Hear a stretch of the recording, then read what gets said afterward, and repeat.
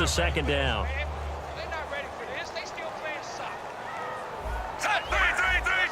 Possible run anticipation here as the D-line sandwiches together. And Hill with it over the middle. 23 yards on the play. Charles, Tyreek Hill finished the year with 593 yards, 6 touchdowns, and we saw how he can be versatile in his explosiveness.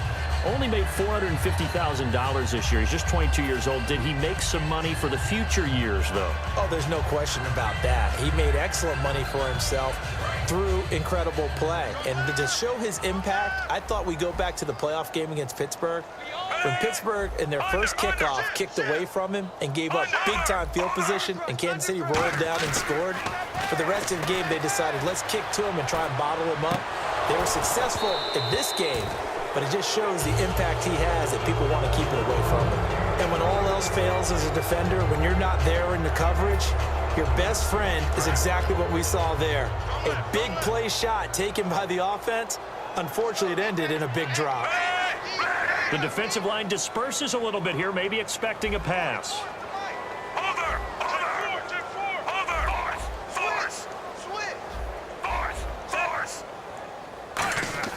Back to the air, Smith on second down.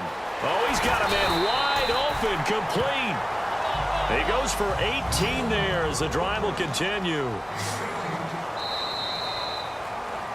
Time for a break. We've hit halftime. 2 quarters down, 2 still remain. We step aside. This is the NFL on EA Sports.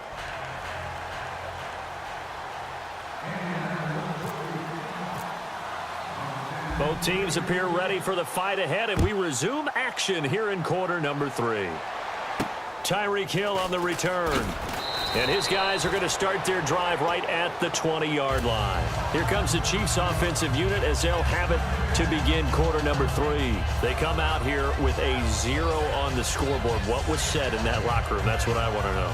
I would love to have been in there because we often have the feeling that there's a lot of shouting, screaming, people upset. But typically, halftime locker rooms are a lot more clinical than that. And in this case, are they upset that the plays weren't working because of execution, or did they think they were just bad plays to call? Yeah. We'll find out pretty quickly here if they thought they had something going, but they just need to do it a little bit better or not. We'll find out. And a nice pitch and catch to pick up the reception against man coverage. Both of them read how much yardage they needed, figured what they had to do, and were able to beat the man coverage for the completion.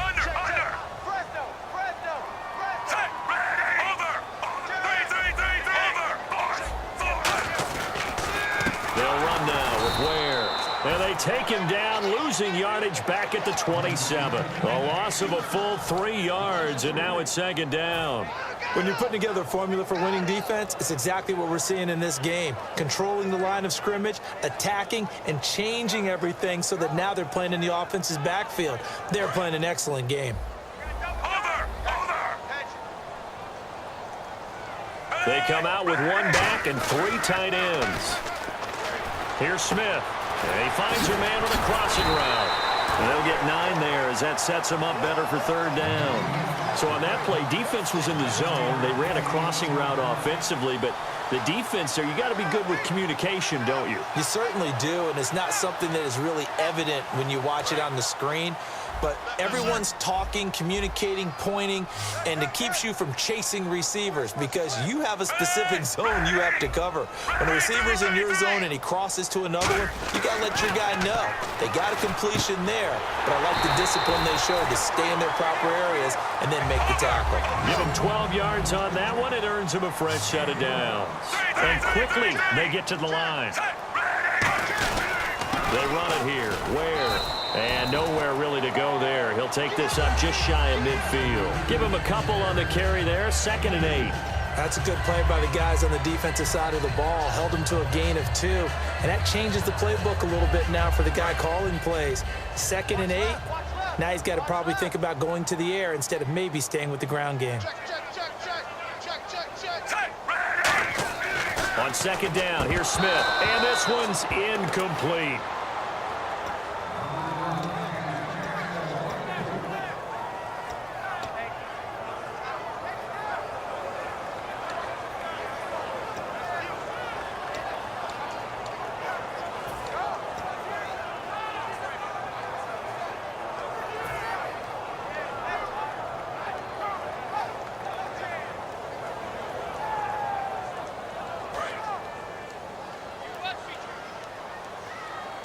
A nickel back added defensively as they look to stop this 3rd and 8.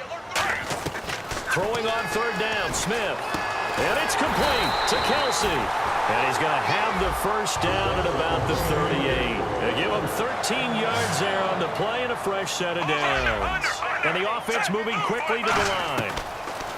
Now Smith. They complete it to Hill.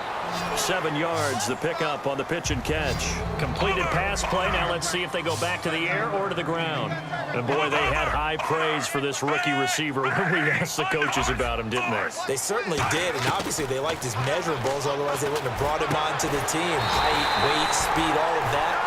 But how about what they really said? Competitiveness. That's what they really liked about him. The way he goes after the football, competes for it, and decides when it's in the air, it's his and only his.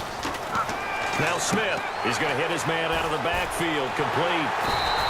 It's a gain of 9 yards, and it'll be 2nd and about a yard. And at his size, he's a smaller back. You can get him to football. He can kind of get lost, make someone miss. It's good for him. Yeah, it's great for him. I like what you said there. Sometimes he gets lost in the traffic a little bit, but get him out in the open field into some space. That plays to his strengths the best and keeps him out of it where all the big boys are, you know, make someone miss in the open field.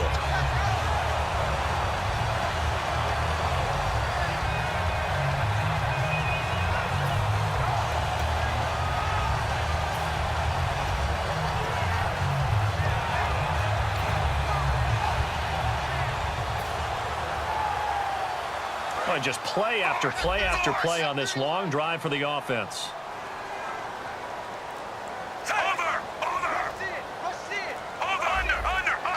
Play clock winding down. Now they'll run it on the toss. And he's going to take it into the end zone for a Chiefs touchdown. Niall Davis taking it in. And the Chiefs are able to get this back within a touchdown. Solid job up front. Really just a solid job all the way around to get that one in. Yeah, that was well executed, wasn't it? Well blocked, well run. End result, 6 points. Touchdown. Now, after the touchdown, here's Santos to kick this one away. That'll be taken in the end zone. And in hindsight, probably should have stayed where he was, as he'll only get back to the 16-yard line. A look at the offense now here, coming back out on the road for their first possession of the second half. And they were able to punch it in the end zone last time. They'll be looking to do that again here for the defense. Obviously, they'll be looking to stop them from punching it back in the end zone. It always is punch, counter punch, isn't it? And which team has the advantage? Well, let's just go back. Last time on offense, they rolled downfield, got into a good rhythm. You can see a little more bounce in and out of the huddle. You can see the sideline really get into the game. So defensively, you're thinking to yourself, how do we take that away from them? How do we get the advantage back? Let's see what they come up with. I think pressure is always the first way to go. You love pressure. I love it. We'll see if they dial it up this drive.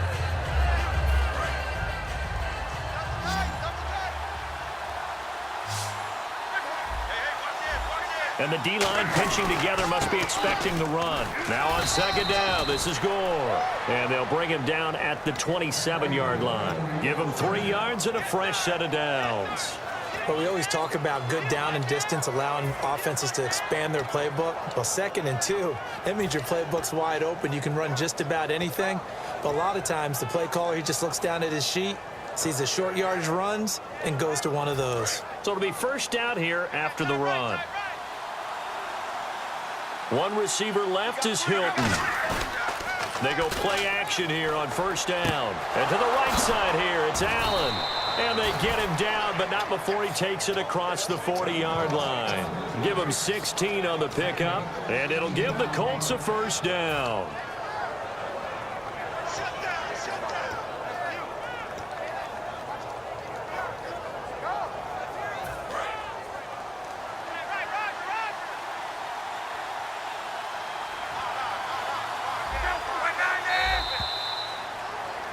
We're back now in KC.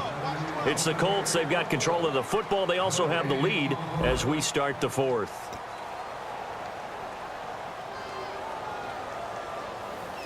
Offense comes to the line now, 1st and 10. And they're going to go soft on the corners. On first down and score.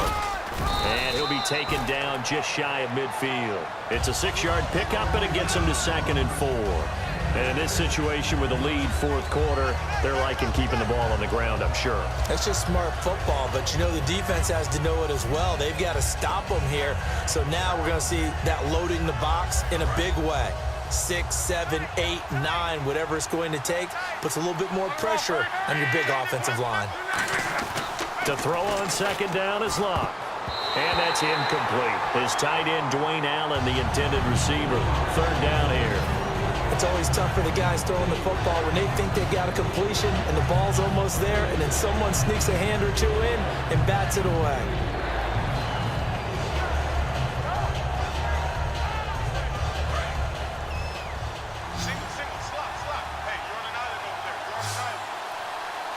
They come out here in the eye. Now Luck, able to shake him off. He's got time in the pocket, and he's got Moncrief.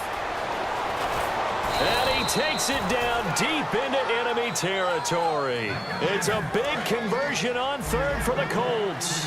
47 yards.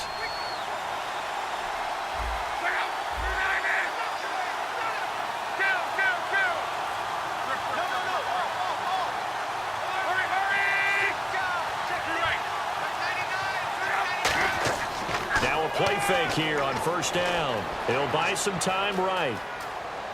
That's caught at the 2. And he takes this one in for a Colts touchdown. Jack Doyle from 4 yards out. And the Colts are able to grow their lead. Now that was simply frustrating for the defense. They did everything they were supposed to, including putting a hit on the quarterback as he delivered the ball. Yet it still resulted in a touchdown against them. And he atones for his miss the first time around, as this one is up and good to extend their lead. Now after the touchdown, here's Pat McAfee to kick. This is taken about 7 yards deep. And he'll get across the 20 before he's brought down at about the 23-yard line. And now here comes Kansas City. And that last drive, a long drive, but not just that. They had a great air attack going. Do they stick with that? I would think that they would, because if they were confident enough to do it on the last drive, starting backed up in their own territory, why would you change anything? They've got to be confident about what they're presenting and continue to do so. Yeah, because the secondary, they really look clueless. And that was amazing because that drive went and went, no adjustments, and no big plays by the defense to knock the ball away. On 1st down, Smith over the middle and into the hands of his receiver, Macklin. It's a gain of 21 that time. And it'll give the Chiefs a 1st down. And they're going to speed things up here. A good start there on this fourth quarter drive. They need more of what we just saw. Down a couple of scores. There's still time, all right? It's not like they're totally out of it, but they have to score quickly, and they're going to need some big-time plays, chunk plays, explosive plays. They need yardage on each snap. Give them 27 yards that time. And that'll be good for a KC 1st down. Shift together here from the D-line. So the D-line's going to spread out. Smith on 1st down. The tight end Kelsey has it over the middle. 18 yards there, and it'll be a 1st and goal. And with that last play, he's now up over that 300-yard mark. And in today's NFL, it almost feels routine. And I hate that when you talk about a 300-yard passing game. To me, 300 yards still signifies. He's got it. Touchdown, Chiefs. Jeremy Macklin from 10 yards.